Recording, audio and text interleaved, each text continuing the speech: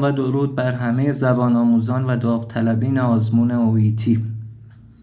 آغاز ثبت نام کلاس و دوره نیمه خصوصی و آنلاین OET ویژه فقط رشته‌های پزشکی، پرستاری و مامایی.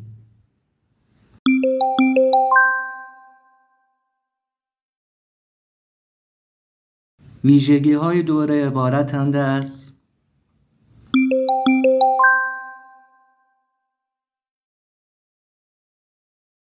این دوره کاملا نیمه خصوصی با حداکثر تعداد زبان آموز 5 نفر برگزار می شود.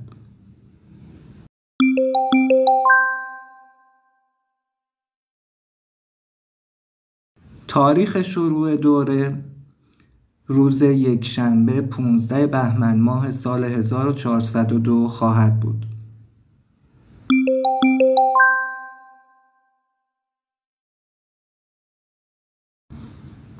طول دوره 40 ساعت است و از زمان شروع تا پایان دوره 40 ساعت زمان خواهد برد.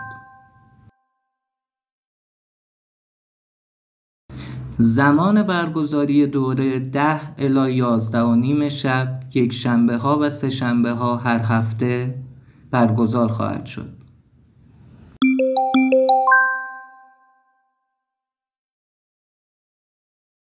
مدت زمان کل دوره 3 الی 4 ماه، تقریباً 15 هفته زمان خواهد برد.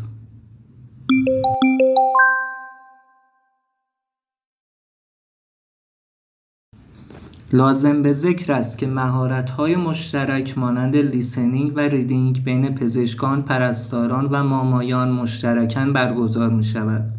ولی مهارت‌های تخصصی مانند رایتینگ و اسپیکینگ در کلاس‌های جداگانه به صورت مجزا برای پزشکان و پرستاران برگزار می‌شود و این کلاس‌ها کاملاً مجزا خواهد بود.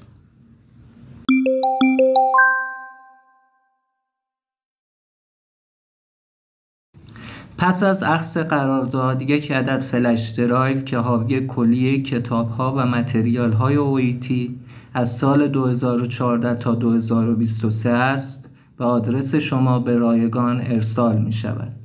این متریال ها و کتاب ها شامل کلیه متریال ها چه از طرف OET و چه کتاب های منتشر شده از طرف ما و یا مراکز دیگر خواهد بود.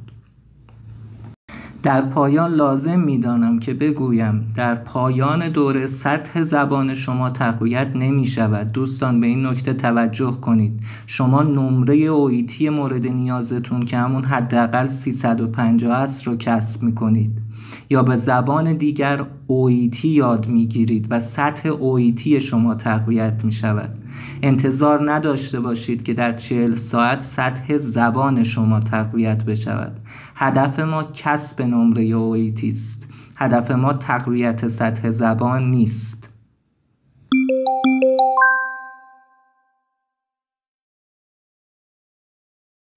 زبان آموزان عزیز، جهت ثبت نام می توانید به شماره ها و آدرس های زیر پیام دهید تا در اسرع وقت با شما تماس گرفته شود و به سوال های شما پاسخ داده شود. با آرزوی موفقیت در آزمون OET هرچه زودتر.